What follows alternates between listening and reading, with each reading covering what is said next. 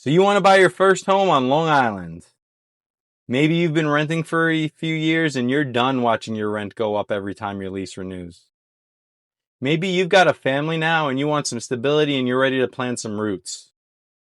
Maybe you're just tired of paying someone else's mortgage. Whatever got you here, you're in the right place. But I want to be straight with you right out of the gate. Long Island is not an easy place to buy your first home. It is genuinely one of the harder markets in the entire country for a first-time home buyer, and a lot of the advice you're going to find online was written for markets that look nothing like this one. I'm Sal Catalano.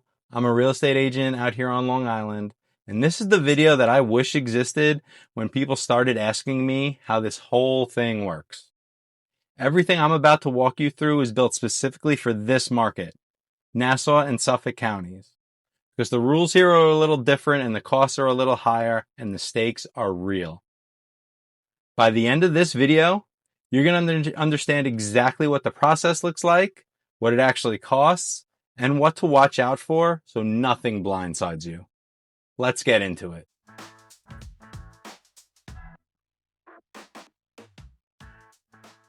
Before we talk numbers and programs and pre-approvals, I want to spend a few minutes talking about something that sounds soft, but actually matters a lot. Every first-time home buyer that I've worked with has said the same thing when I ask them if they're excited. They say I'm nervous. And that's completely normal. This is probably the biggest financial decision of your entire life so far. And so nervous makes sense. But here's what I've learned. There's a big difference between nervous and clueless and nervous and informed. One of those versions of you is going to make a bad decision because they didn't know what they didn't know. The other version is going to walk into this process with clear eyes, ask the right questions, and come out on the other side with a house. That's what this video is for. I'm not trying to pump you up or make it sound easy when it isn't. I'm trying to hand you the information so you can go in prepared. The buyers who get hurt on Long Island are the ones who skip this part. They fell in love with a house before they understood what they could actually afford. They didn't know about closing costs until they were sitting at the table. They didn't realize their pre-approval didn't mean what they thought it meant. We're going to fix all that today. One more thing before we get tactical. If you watch this whole video and you have questions that I did not answer throughout, put them in the comments. I check them and I do respond. And I really want to hear what you guys have to say. Let's talk about the market honestly, because I think you deserve that. Long Island's average home price varies pretty significantly by county. Suffolk single-family homes are running somewhere in the high 600 to 700,000. Nassau is closer to the mid 800,000. And those numbers move month to month. I do a video about it every month. Check them out. So treat that as a general picture, not a fixed target. Nassau tends to run higher than Suffolk. The North Fork and South Fork are their own world entirely. But broadly, if you're shopping for a starter home in a school district that you prefer, you're not finding much under 450 to 500,000 in most towns. And in some areas, that number is a complete fantasy. Inventory has been tight for a long time. There are more buyers than there are houses. And that math creates competition. Multiple offer situations happen, house moves fast, and if you're not prepared to act when you find the right one, someone will buy it right out from under you. Look, I'm not telling you this to scare you.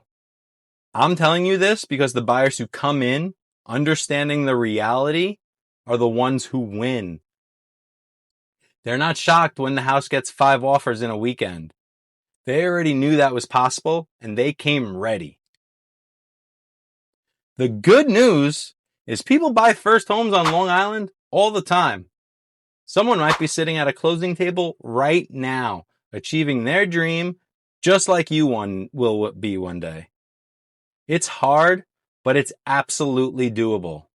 especially when you understand what you're working with going in. So let's start building that picture.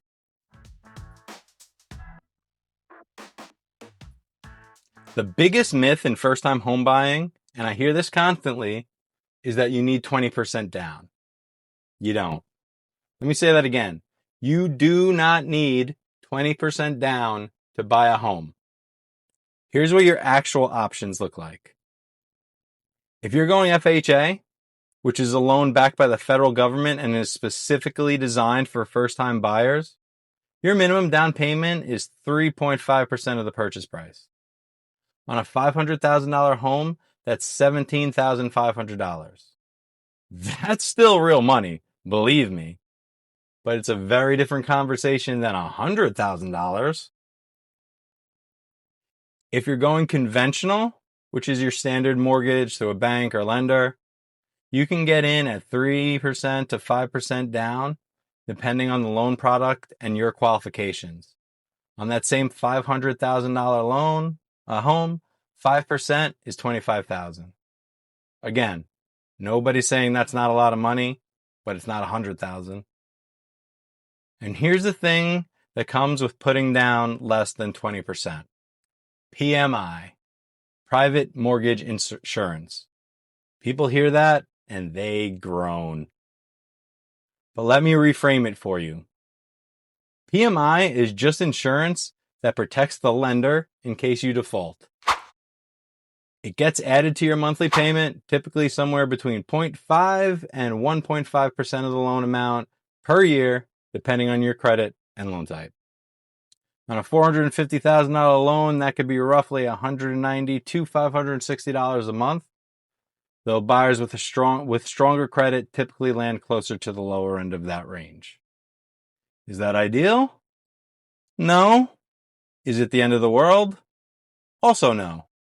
Because the alternative is waiting however many more years it takes to save 20% down on a Long Island purchase price while the market keeps moving. For a lot of people, the math works out better to get in sooner with PMI than to wait for the perfect down payment and chase a rising market. On a conventional loan, PMI is not permanent. Once you've built enough equity, you can request to have it removed. FHA mortgage insurance works differently and doesn't always fall off the same way, so make sure your lender walks you through both options side by side before you decide which loan type makes sense for you. The honest advice? Run the numbers with a lender you trust. Figure out what payment you can actually sustain, work backwards from there, and don't let the 20% myth be the thing that keeps you on the sideline. Alright, so this is the thing most agents skip, and I genuinely don't know why. Because this information can be the difference between a buyer getting into a home and not. New York State has programs specifically designed to help first-time home buyers, and a lot of the people sitting in my position never bring them up. The first one is SONYMA, the State of New York Mortgage Agency. SONYMA offers below-market interest rate mortgages for first-time buyers in New York. These are 30-year fixed-rate loans with lower rates than you're going to find at a bank. There are income limits and purchase price limits, and Long Island has some of the higher limits in the state because they account for the cost of living here. If you've never heard of SONYMA, well, that's exactly why I'm telling you about it right now. On top of that, SONYMA has a down payment assistance program called DPAL, which gives you up to 3% of your purchase price, up to $15,000, to put towards a down payment or closing costs. It's a 0% loan with no monthly payments, and if you stay in the home long enough, it can be forgiven after 10 years. Repayment is generally triggered if you sell, refinance, or pay off the SONYMA mortgage. Before that, forgiveness kicks in though. So keep that into account. Then there is the Federal Home Loan Bank of New York's First Home Club program, which works differently. You open a match savings account that you save, and for every dollar you save, they match it at a 4-to-1 ratio up to $7,500. So if you save $1,875, you get $7,500 towards your down payment or closing costs. It requires you to complete a homeowner education course, not just watching this video. And I'd actually recommend doing that anyway, because it is legitimately useful. The more knowledge you have, I will always encourage. These programs don't replace the work you need to do. You still need income that qualifies, a reasonable credit score, and a purchase price that fits within the limits. But if you qualify, there is money sitting on the table that most buyers never even know to reach for. Talk to a lender who is approved to work with SONYMA programs. Not every lender is, and that matters.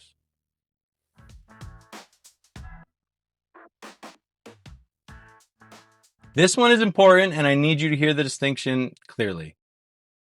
A pre-qualification is basically a lender taking your word for your income and your assets and your debts and giving you a rough estimate of what you might be able to borrow. It takes about 10 minutes and it means almost nothing in a competitive market. A pre-approval is the lender actually verifying your income with pay stubs and W-2s, pulling your credit, reviewing your bank statements, and issuing a letter that says, hey, we looked at the actual financial picture and this person is approved for up to X amount. That letter has weight, and I wouldn't even start without it. On Long Island, in a market where houses get multiple offers, sellers and their agents are looking at your pre-approval letter the moment your offer comes in. They're calling your lenders. If it's a flimsy pre-qual from an online lender that they've never heard of, your offer goes to the bottom of the pile. If it's a solid pre-approval from a local lender with a real relationship in this market, that matters. Here's what you bring to a pre-approval meeting. 2 years of W-2s or tax returns if you're self-employed, your 2 most recent pay stubs, 2 to 3 months of bank statements, your social security number for the credit pull, and a list of your current debts, including student loans, car payments, credit cards, and whatever else your lender tells you to bring. Definitely check with them. One thing I want to address, because there's a lot of misinformation about this, getting your credit pulled for a mortgage pre-approval does affect your credit score, but typically by a very small amount, and it recovers quickly.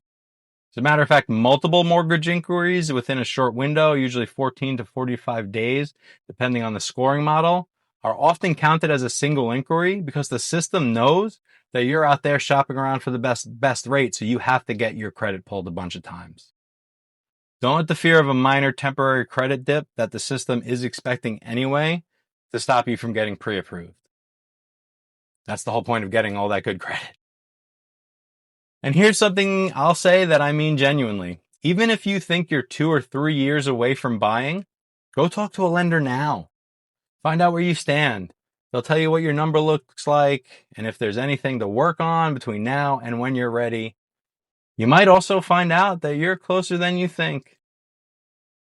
My strong recommendation is to work with a local lender, someone who does business on Long Island and whose name means something to the listing agents that you're going to be dealing with. That relationship matters more than people realize.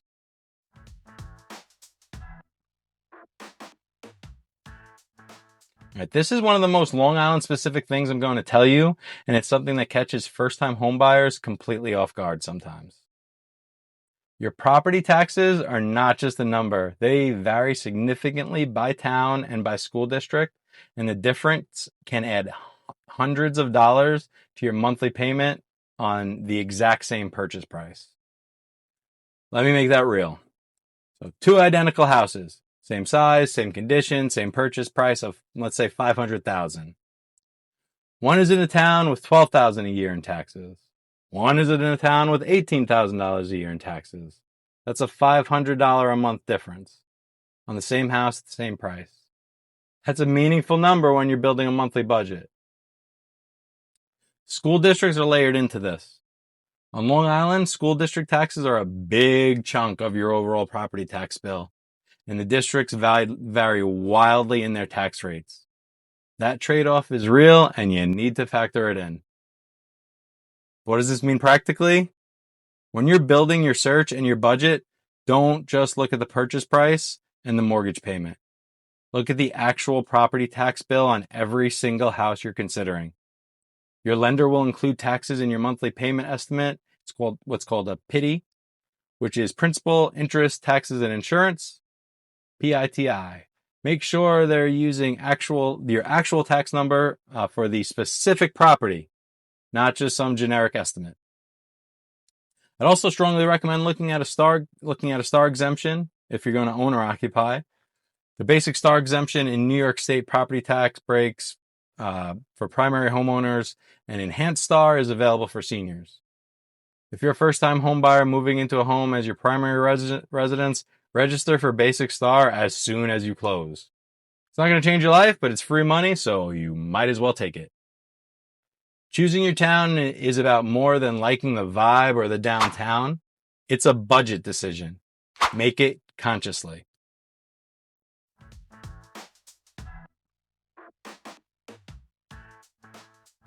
Okay. You've got your pre-approval. You know what you can spend. You've thought through which towns make sense for your budget. Now comes the part people think is the fun part. You know what? It kind of is. But it's also the part where buyers most often get in their own way. Here's the thing about searching for a house. Your emotions are going to try and run the show. The house that smells like fresh cookies when you walk in, the one with the incredible backyard, the one you could already picture where you'd put the Christmas tree. That feeling is real, and I'm not going to tell you to ignore it entirely, but you can't let it be the only thing driving your decision. What I tell my buyers is this: separate what you can change from what you can't. Paint color, carpet, dated fixtures, a kitchen that hasn't been touched since 1980s. Those are things that you can deal with over time. The location, the lot, the layout, the school district, the property taxes. Those are things that you are living with forever. When you're walking through a house, try and see past the cosmetic stuff as much as you can and ask yourself whether the bones are right. House that checks all the permanent boxes but needs some work is often a better buy than a turnkey house that compromises on something you can't fix. But also, know what you realistically can and cannot accomplish, and don't take on a bigger project than you can actually handle. This is also why bad listing photos can actually be your friend. If a house checks out on paper, but the listing photos are dark or unflattering and look like they were taken on like a flip phone or something, go see it. Most buyers scroll right past it. That means less competition for you, and the house might be perfectly fine in person. Great agents invest in professional photography. Not every agent does that. That's a marketing failure, not necessarily a house failure, and it could work in your favor. One thing I also want to address: stop treating Zillow as your primary research tool. Zillow has its place, but the Zestimate is not an accurate valuation. The data isn't always current, and falling in love with the listing on Zillow before you've had a real conversation about your criteria is a good way to burn emotional energy on houses that don't actually fit. Have your agent set you up with a real search. That's where the actual live inventory lives on the MLS, and your agent can filter it to what genuinely matches your situation, not what an algorithm thinks you want to see. The search is supposed to be exciting. Keep it that way by staying grounded and in the criteria that actually matters. All right, so we did it. You found the one. The bones are right, location works, taxes fit your budget, and your gut is telling you this is it. Your agent's asking you how you want to play it. Here's what you need to know to understand about how an offer works in New York. Price. This one's obvious, but let's talk about the strategy for a second. Your agent should be pulling comps, which are recent sales of comparable homes in the same area, to tell you what the market says this house is worth. In a competitive market, you may need to come in at or above asking. In a slower market, which Long Island has not been, you may have room to negotiate. But that does go by a town-to-town basis. This is not the time to guess. Use data. Your deposit. So different from your down payment, The deposit is a good faith payment you make shortly after your offer is accepted. So there's on contract and at closing basically is what your down payment gets divided into. The deposit part is on contract. That goes into an escrow, usually held by the seller's attorney, and it's credited towards your purchase at closing. Make sure that money is liquid and accessible before you start making offers, because scrambling to wire funds after an accepted offer is a stressful experience that nobody needs. Your closing date. In New York, closings typically happen 45 to 60 days after the contract is signed, sometimes a little longer. It depends on the seller situation, your financial timeline, and how quickly attorneys on both sides move. New York's an attorney state, meaning you will have a real estate attorney representing you at closing, and that attorney will be coordinating with the seller's attorney throughout the contract period. Budget for that fee, which I'll cover in a minute. The mortgage contingency. This is a clause in the contract that says if you cannot secure financing for the home, you can walk away and get your deposit back. This protects you. In a very competitive situation, some buyers waive this contingency to make their offer more attractive to the seller, but that is a serious risk and not something to do casually or without fully understanding what you're giving up. And it's not something I would genuinely recommend. You would want to talk to your attorney and your agent and your lender before making that decision. The inspection contingency. This gives you the right to have the home professionally inspected and negotiate repairs or walk away based on what the inspector finds. On Long Island, there are a couple of ways this plays out in practice.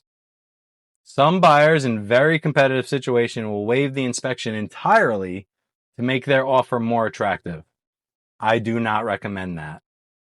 You're buying a house, not a lottery ticket. The more common approach here in a very competitive situation is labeling the inspection as for informational purposes only, which means you're having the inspection done, but you're not going back to the seller with a list of demands. You're using it to know what you're walking into, and you reserve the right to walk away if something major comes up.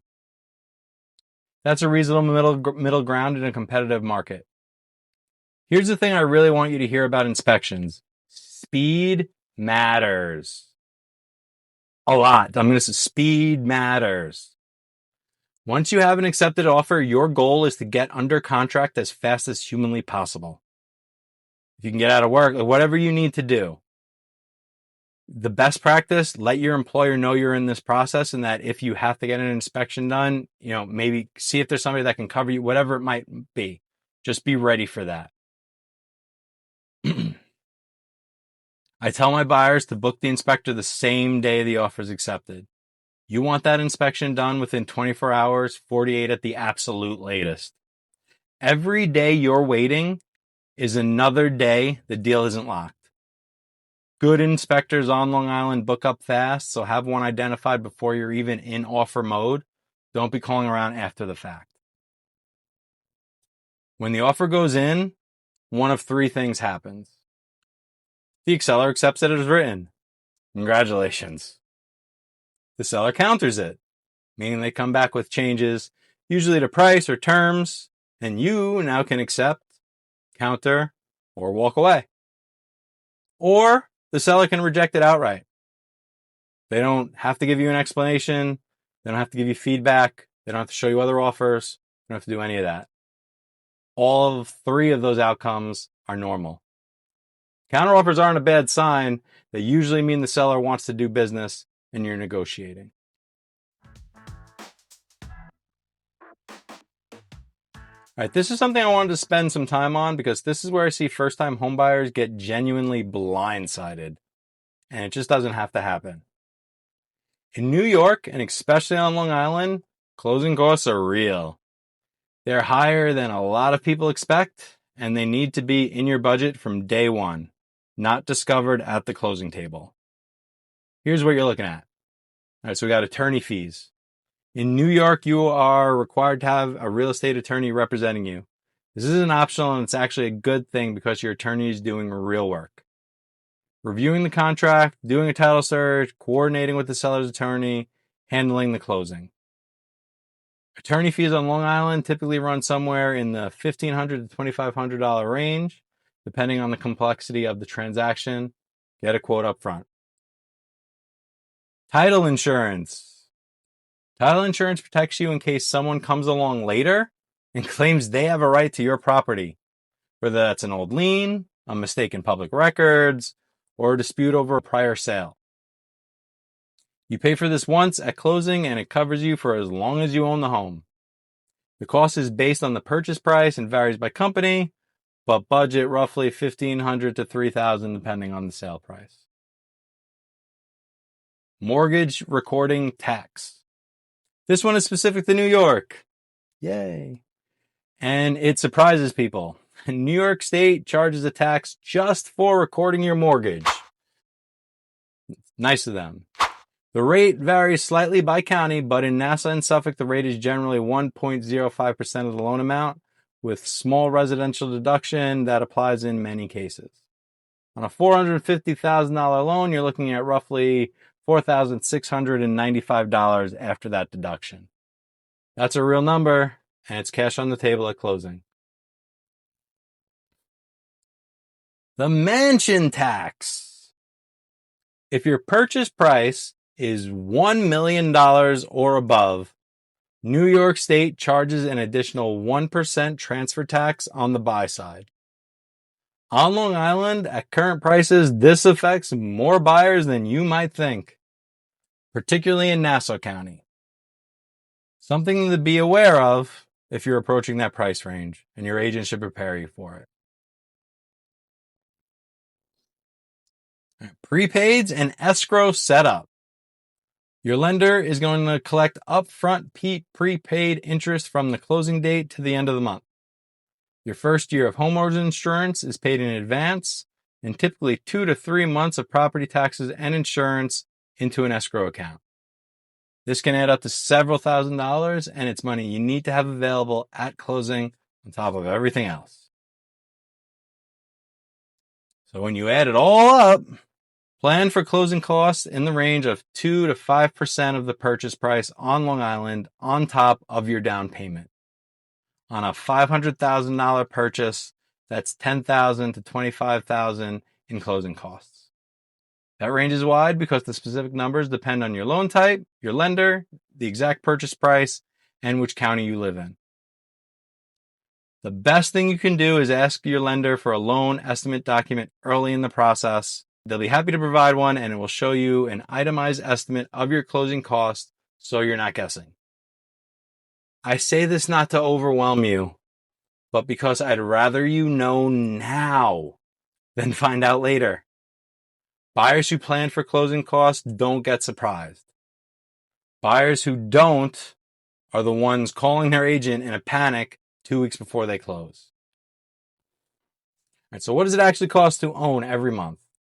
Let's build a real monthly number before we close this out, because I think this is one of the most useful things that I can do for you. I'm going to use a hypothetical easy number. We'll say $500,000 house.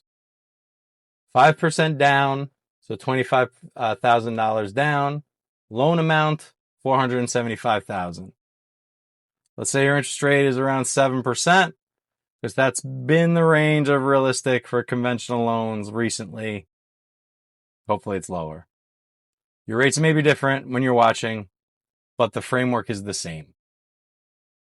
On those numbers, your principal and interest payment on a 30-year fixed mortgage is roughly $3,160 a month. That's just the loan repayment. Add property taxes.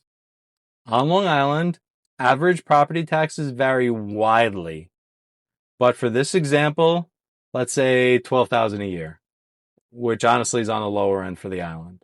That's $1,000 a month.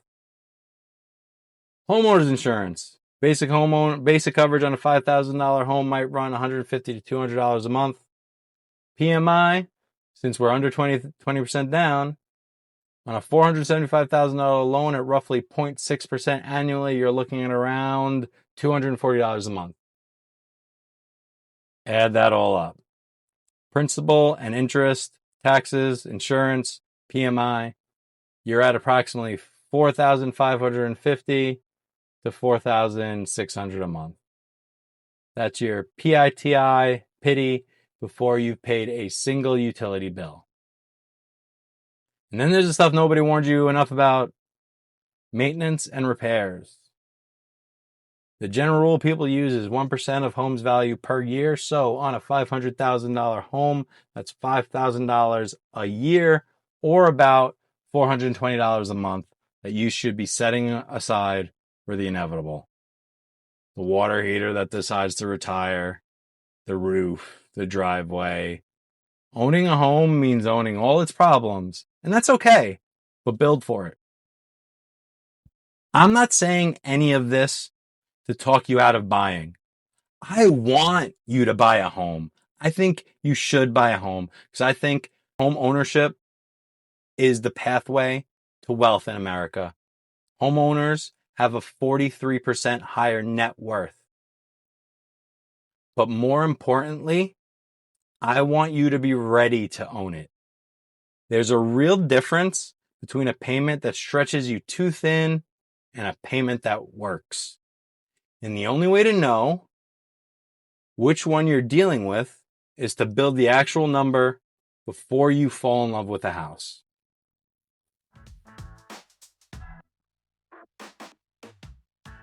All right, that's the whole picture. Down payment options, state programs most buyers don't know about, the difference between pre-qual and pre-approval, how to pick a town with your budget, not just your heart, how to search and make an offer, what closing costs actually look like on Long Island, and what you're going to spend every month once you get the keys. If you take one thing from this video, let it be this: the buyers who win on Long Island are the ones who came prepared. Not perfect, not having every answer, not with unlimited money, just prepared. Clear-eyed about the market, honest with themselves about their budget, and working with people they actually trust. If you want a starting point, I put together the 2026 Long Island Buyer Guide, and the link is in the description. It covers a lot of what we talked about today in a format that you can save and come back to. If you're ready to start the conversation, all my information is below, or find me on Instagram at @Catalano_real estate. Pretty easy to find. If you found this helpful, like, comment, and subscribe. I put out content for Long Island buyers and sellers regularly, and it's all built for this market specifically. Drop any questions you have in the comments. I'll be in there. Good luck. Go find your house. And if you're on Long Island, I would love to be the one to guide you through the process. Thanks for watching.